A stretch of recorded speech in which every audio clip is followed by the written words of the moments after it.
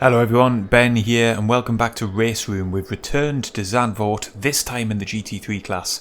We're lining up in 10th place of a stacked grid and we are about to get underway. We are in the blue liveried Mercedes AMG. We take then off the line a really good start. We try to sneak to the inside of the track as somebody had a slow start up ahead of us. We had to think about it again though because cars were coming together, and speaking of cars coming together, there's contact all the way up ahead of us. More cars squirting off to the right hand side there as they couldn't keep to the track. We've got one on our inside as well. We have to let the BMW go and just tuck in behind him. We come through the left hander then for the first time, and there's more contact up ahead. BMWs to the left and to the right going off the track, and we then have to just thank our lucky stars that we were able to come through the middle unscathed. Unbelievable. And you look to the TV tower at the left hand side of the screen, and somehow, despite all of those incidents, we're up into 4th place. We've made 6 spots in the space of 90 seconds and 3 corners, and wow, we got lucky.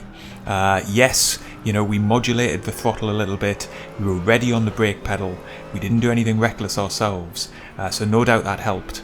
But let's be clear, on another day we could easily have got picked up by one of those accidents through no fault of our own and now be sitting at the back of the pack. Instead, we've got an outside chance here of a podium.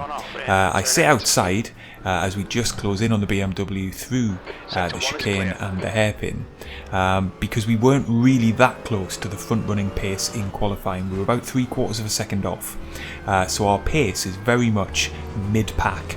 Or upper mid-pack given the size of the field. I'm expecting a top 10 finish essentially. So now we've got an opportunity to get a much better finish than that. The question is going to be, can we achieve it? But before we think too much about the rest of the race, let's go back and just check out that action-packed opening set of corners. You can see there the cars making contact all the way through the tricky T1. We're following here the carbon Corvette of Wingard just behind us as he comes through this corner, and look at the mayhem caused by the BMWs coming together. And actually in the back of shot there you saw there was even more to come. But before we look at that, here's another view of the T1 exit as cars were coming together. One Mercedes AMG facing backwards, another BMW spins out to the left hand side. Here's the T3 incident then, the 2 cars in 2nd and 3rd place coming together. A BMW then gets tagged as well, and then what follows is really disappointing. Those are crazy attempts at a rejoin. I'm sorry lads, if you have an incident at this point of the race, you have to just wait. You're going to be rejoining in last place. You can't cut across the field like that in any track, but particularly one as narrow as Zandvoort. You're giving the drivers behind you no chance. And again they're trying then to reverse off the track and picking up yet another victim to this stupidity. Here we are on board with that driver at the back of the pack. He gets on the brakes well. He can't possibly anticipate that the driver is then going to reverse into him. So that is less than good to see, but thankfully we were able to get through and we're somehow still running in 4th place. We're a third of the race in then, as we've just been able to consolidate our position. The guys in 1st, 2nd and 3rd, they're not bolting away into the distance, but they are a good 2, 3, 4 tenths a lap quicker than we are, and it looks as if catching up with them is just about going to be beyond us. Wingard behind us in the Corvette is applying quite a lot of pressure. So this is an interesting scenario to kind of find yourself in a race. We are essentially in a position that we don't really have the pace to hold. So we're going to be under pressure from behind for the rest of this race, and it's going to be really difficult to think about catching up. Our eyes are going to be more in our rear view mirror than they are looking at the cars up ahead. But at Zandvoort it's a really difficult track to pass. We saw that in the Formula 3s last week, and it's even more so in the GT3 cars, which of course take up that much more space on the track. So providing I can hit my apexes and I don't get distracted by Wingard behind, then I do have a chance of holding him at bay. But any mistake that I make is likely to be punished because he's been within half a second of us now, essentially since lap 2 or lap 3, and I can't break away from him. So he's lapping more quickly than we are. I'm sure I'm compromising his pace by sitting in front of him in the way that I am. You can see there he closes in as we get into the braking to the swooping right-hander, and again as we're going to try and just get the apex, clip the curb a little bit, and then run the car to the outside of the track to open up the next corner down into second gear. He hasn't been close enough yet to get alongside us into any of these corners, and my fear is that at some stage during the race he's going to manage that, but for the time being at least we're managing to just hold station, and at this stage with half the race left to go now, I am just thinking about, can I bring this position home? I should also say this is my first time driving the Mercedes, trying out a new GT3 car to just see how it feels, and so far enjoying it, good impressions. But up ahead, you might have seen there at the top of the shot, Andresen's made a mistake, and that has allowed Manuel up ahead of us to sneak ahead into second position. The battle for first place was raging between Andresen and Hennig, and it just looks as if Andresen has overcooked it coming into the final corners of the lap, and he now has dropped down into third place. You'll see there in the TV tower we're running around 39.3 or 39.5 per lap.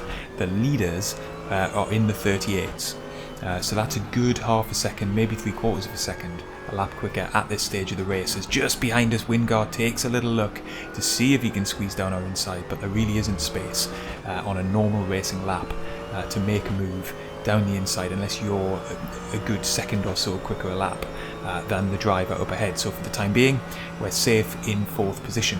I'm not anticipating being able to close up on Andresen by this stage of the race, but if he's going to try and make a move back on Manuel, opportunities could appear, because if they come together or if they slow each other down sufficiently, then maybe both myself and Wingard behind might have an opportunity to close in.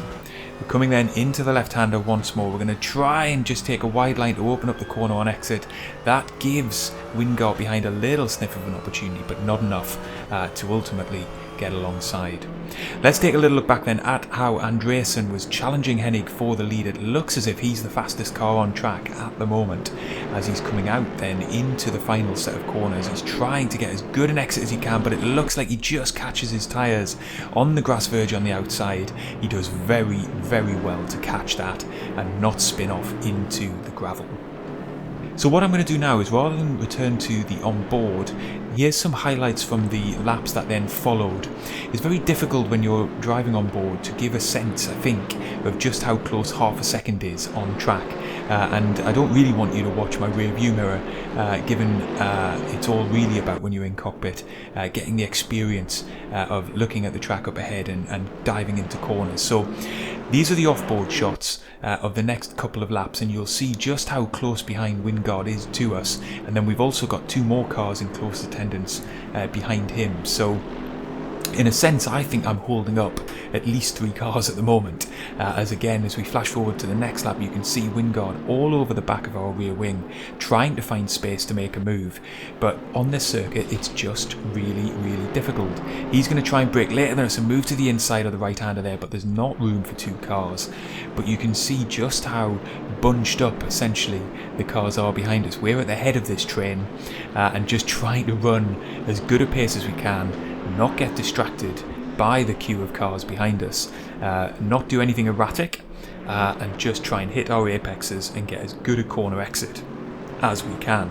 The crucial part of the lap is this third sector. You need to have a good run down into T1 because that's the best overtaking spot of the lap. You might have noticed in the race so far, as we now cut to just less than a minute left to go, there's going to be hopefully just this last lap to go, although it's going to be really tight to see whether there is another racing lap. We're really struggling with a very hot left front tyre, and that comes into play now as we really struggle with understeer on exit to try and get the car turned in. That's our first mistake of the race basically, and look at that, Wingard is now alongside us. You'll see that on the radar.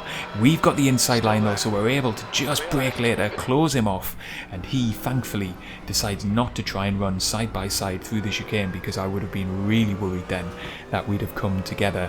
But I wasn't going to give up this place easily. Having come this far into the race, I was determined to try and get on the brakes later than him, while not doing anything too dangerous, given I know I'm struggling on my tyres. We're going to come then onto the start finish straight. The checkered flag is not waving, so Hennig must have just got across the start finish line in time.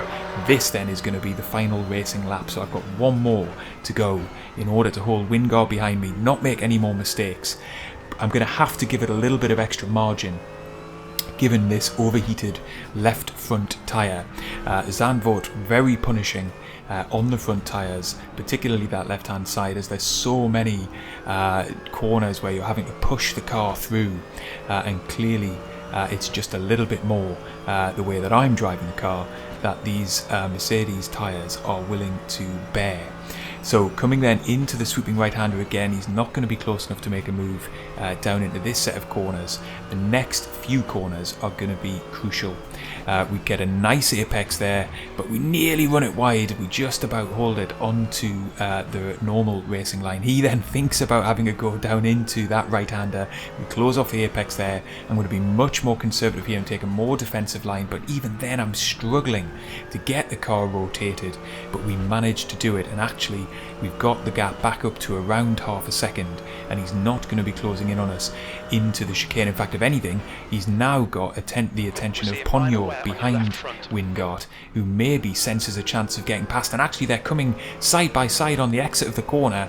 This could be big trouble for Wingard, and it looks like on the last lap of the race he's lost the place. I feel really sorry for him, because there's no doubt that he had more pace than we did. He could have been up into 4th position, but we've managed to hold him off with a good defensive driving display, and we crossed the start finish line for the final time in a very hard-earned 4th position. Let's take a little look back then at how Wingard lost that position. He'd driven a really good race. He was held up by us all race long, and then at the very last lap, the final time through that chicane, he just got a little bit up onto the curb, and Ponyo swooped through to take his opportunity and grab 5th place at the death. Wingard will be disappointed, I'm sure. I very much appreciate the fact that he didn't try a dive bomb on us at some point through that race. He could very easily have been encouraged to, given he definitely was the quicker driver on this day in history. But there's the final classifications then. 4th place finish, very happy with that. The top 3 just too quick for us on this stacked grid of GT3 cars at Zandvoort. So I hope you enjoyed the race. If you did, leave a like, subscribe to the channel so you don't miss any of the race room coverage we've got coming up, and I will see you next time.